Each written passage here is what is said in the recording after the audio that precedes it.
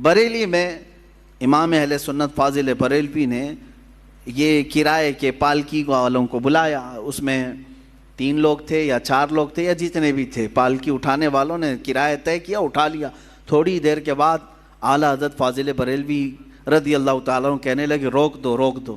روکا گیا, اتر گئے, کہا کہ تم میں سے کوئی سید زیادہ ہے؟ تو لوگوں نے کہا میاں تمہیں تو کرائے سے مطلب ہے, کرایہ دو اور چلو آگے.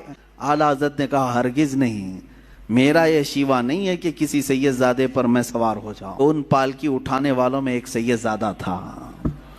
انہوں نے کہا کہ ہاں میں سید ہوں. اللہ اکبر. تھوڑی دیر ہی سوار ہوئے تھے, اعلیٰ حضرت رضی اللہ تعالیٰ عنہ ان کے ہاتھوں کو پکڑ لیا, رونے لگے. بڑی خطا ہو گئی مجھ سے, غلطی ہو گئی. میں قیامت کے دن کیا منہ دکھاؤں گا رسول پاک کو کہ احمد رضا تو میرے بیٹے کے کندھے پر سوار ہوا تھا. اور رونے لگے. اس کے بعد اتنے ہی پر نہیں معافی مانگ کر, بلکہ اس سید زادے کو پالکی پر بٹھایا اور وقت کا مجدد خود پالکی اٹھایا اور آگے تک لے کر کے گئے اور ان کو بہت سارا نذرانہ اور ہدیہ پیش کیا اور کہا سید زادے آپ کے لیے زیب نہیں دیتا کہ آپ لوگوں کا بوجھ اٹھائیں. میں جب تک زندہ ہوں آپ کی حاجات جو بھی ہوں گی مجھ غریب خانے سے آپ لے جایا کریں. آپ کا ہی در دولت ہے, آپ کے آقا آپ کے نانا کا دیا ہوا ہے. اس سید زادے کو اس کام سے ہمیشہ کے لیے دور کر دیا. یہ امام اہل سنت فاضل بریلوی رضی اللہ تعالیٰ عنہ کا مشہور واقعہ ہے, بیان بھی کیا جاتا ہے کہ ان کی طرح عشق پیدا کرو خوشبو آ ہی جائے گی. پیدا کرو جو گلاب کو سونگھے تو بھی کہے لب پھول دہن پھول زکن پھول بدن پھول. واللہ جو مل جائے میرے گل کا پسینہ مانگے نہ کبھی عطر نہ پھر چاہے دلہن پھول. کیا بات رضا اس چمنستان کرم کی, زہرا ہے کلی جس میں حسین و حسن پھول. ہاں بدبو رکھے ہو اور دل میں بغض اور کوڑھن ہو تو پھر یہ تمام اعتراضات بھی تمہارے دل سے سینے سے نکل کر کے زبان پر آتے رہیں گے. بہرحال عزیزان گرامی, رسول پاک صلی اللہ تعالیٰ علیہ وسلم حسنین کریمین کو سونگھا کرتے تھے اور کہا کرتے تھے, فرمایا کرتے کہ یہ جنت کے پھولوں میں سے کچھ پھول ہیں. رسول پاک صلی اللہ تعالیٰ علیہ وسلم کا گھرانہ آج بھی جو سادات ہیں ان کا احترام کیا جائے, ان کا ادب کیا جائے, عام لوگوں کی طرح ان کے ساتھ برتاؤ نہ کریں. رسول پاک صلی اللہ تعالیٰ علیہ وسلم کے گھر کے نسبتوں کا خیال ضرور رکھا جائے. جانتے ہیں کتنی بڑی وعید بھی آئی ہے جو ان کے ساتھ برا کرتا. ایک خاتون, بڑی کتابوں میں لکھا ہوا, ایک خاتون جو رسول پاک صلی اللہ علیہ وسلم کے خاندان سے تھیں, وہ بڑی پریشان ہو گئیں. ان کے شوہر کا انتقال ہو گیا, بچوں کو لے کر کے, چھوٹی چھوٹی بچیاں تھیں. ایک شہر میں آئیں. شہر میں ایک بہت بڑے رئیس تھے, وہ مسلمان, اس کے گھر آئیں. اس سے کہا کہ میں نے اپنی بچیوں کو مسجد میں ٹھہرایا ہے اور میں رسول پاک صلی اللہ علیہ وسلم کے خاندان سے ہوں, میں حضور کی آل میں سے ہوں, میری کچھ مدد کر دو میری بچیوں کے لیے. اس رئیس زادے نے, اس امیر زادے نے کہا اچھا اب مانگنے کا طریقہ ایسا بھی آ گیا, تم اگر آل رسول ہو تو کوئی ثبوت دے دو, کوئی پروف دے دو. تم حضور کی آل میں سے کہتی ہو اپنے آپ کو, کیا ثبوت ہے تمہارے پاس؟ وہ خاتون وہاں سے چلی گئی. اس کے پاس سے مدد کی کوئی امید نہیں تھی تو چلی گئی. اسی وقت وہ شام میں گزر رہی تھی, بھوک کی شدت تھی.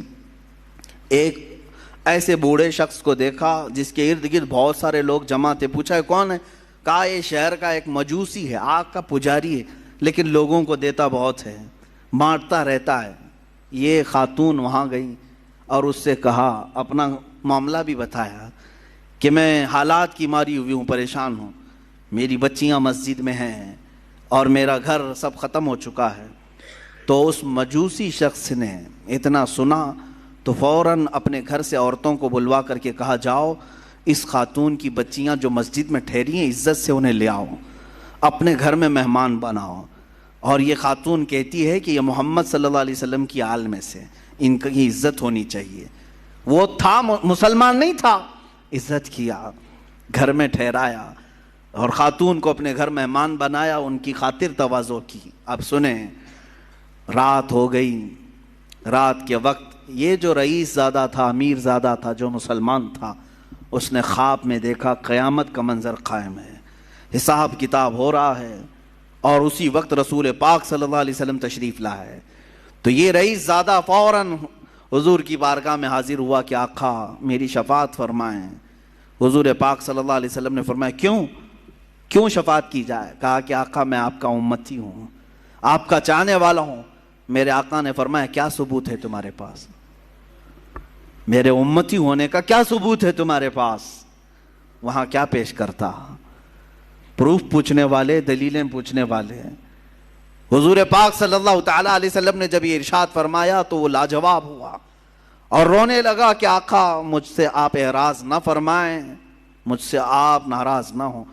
میرے آقا صلی اللہ علیہ وسلم نے فرمایا آج میری ایک شہزادی تیرے گھر آئی تھی، تو نے اس سے اس کے نسب کا ثبوت پوچھا تھا، اس کی مدد نہیں کیا تھا. اتنا حضور پاک صلی اللہ علیہ وسلم جلال میں بیان کر رہے تھے کہ اس کی آنکھ کھل گئی، دھاڑے مار کر کے رونے لگا. اچھا ایک چیز یہ بھی اس نے دیکھا اسی خواب میں کہ میرے آقا صلی اللہ تعالیٰ علیہ وسلم اسے جنت کی طرف دکھا رہے ہیں. اس مجوسی آدمی کے نام پر جنت میں ایک محل تیار ہے، جس کے گھر وہ عورت ٹھہری ہوئی ہے. مجوسی آگ کا پجاری ہے لیکن اس کے نام پر جنت میں ایک محل ہے. تو یہ بیدار ہوا، بہت پریشان ہوا، اپنے مصاحبین کو بلایا، اپنے چاہنے والوں کو، اور کہا کہ یہ خاتون آئی تھی فلاں فلاں کہاں ٹھہری ہے، کیا یہ مجوسی اپنے گھر لے گیا ہے؟ سبوں نے تحقیق کی تو پتہ چلا ہاں اس مجوسی کے گھر ٹھہری. یہ دوڑا ہوا وہاں پہنچا، گیا اور اس مجوسی سے کہا کل رات جو خاتون تمہارے گھر آئی ہے برائے مہربانی اسے ہمارے گھر بھیج دو، وہ ہمارے مذہب سے ہے، ہمارے دین سے ہے، ہم اسے مہمان بنائیں گے. اس مجوسی نے کہا ایسا نہیں ہو سکتا. اس رئیس زادے نے کہا 1000 درہم میں تجھے تحفے میں دیتا ہوں، قبول کر لے. اس مجوسی نے کہا اس کا 10 گنا بھی دو تو میں اس مہمان کو تمہارے حوالے نہیں کروں گا. اس مجوسی نے اتنا اصرار کیا تو یہ پوچھنے لگا آخر اس عورت میں کیا ہے؟ کہا جو تو خواب دیکھ کر آیا ہے وہ سچ خواب دیکھ کے آیا ہے. کل جب وہ خاتون ہمارے گھر آئی، ہم رات کے وقت سوئے تھے، خواب میں رسول پاک صلی اللہ علیہ وسلم تشریف لائے. مجھے اور میرے پورے گھر والوں کو میرے آقا نے خود کلمہ پڑھایا. ہم اب مجوسی نہیں ہیں، ہم اہل ایمان میں سے ہیں. رسول پاک صلی اللہ علیہ وسلم نے ان کی آل میں سے ان کی ایک شہزادی کی عزت پر اتنا بڑا انعام دیا کہ ہمیں دائرہ ایمان میں لایا. اور پھر میرے آقا نے اشارہ کر کے بتایا کہ اے فلاں کل تو اٹھے گا تو جنت میں مولا تیرے لیے فلاں محل تیار رکھے گا. میرے آقا کی یہ بشارت میں نے سنی اور تجھے پھٹکارتے ہوئے بھی میں نے خواب میں سنا. تو نے جو دیکھا وہ سچ دیکھا ہے. عزیزہ نے گرامی وقار وہ روتے گڑ گڑاتے واپس چلا آیا.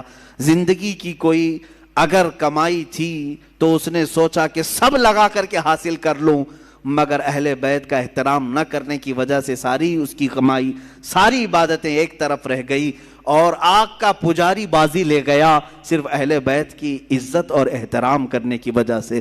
آج میں اس واقعے سے اتنا ضرور عرض کروں گا کہ اہل بیت میں سے جو کوئی بھی ہوں وہ اگر خستہ حال نظر آتے ہیں، اگر پٹے پرانے کپڑوں میں ہیں، وہ حالات اور گردش حالات کے پیش نظر ان کی کمائی اور ان کے فلاں چیزوں پر اگر کوئی اثر پڑ بھی گیا ہو تو میرے عزیزو ہرگز یہ مت سمجھنا کہ یہ بکھرے ہوئے لوگ ہیں، ٹوٹے ہوئے لوگ ہیں. نہیں، بلکہ رسول اللہ سے اگر ان کا رشتہ ہے تو وہ ہمارے سروں کے تاج ہیں. وہ چاہے جس کونے میں بیٹھے ہوں، یہ ضروری نہیں کہ سید ہو تو بہت اعلیٰ قسم کے محل میں رہتا ہو، بہت اعلیٰ قسم کے لباس پہنتا ہو، بہت اعلیٰ قسم کی گاڑیوں میں چلتا ہو. ضروری نہیں. کبھی سید زیادہ غریب بھی ہو سکتا ہے، وہ فقر و فاقہ کو پسند کرنے والا سید زیادہ بھی ہو سکتا ہے.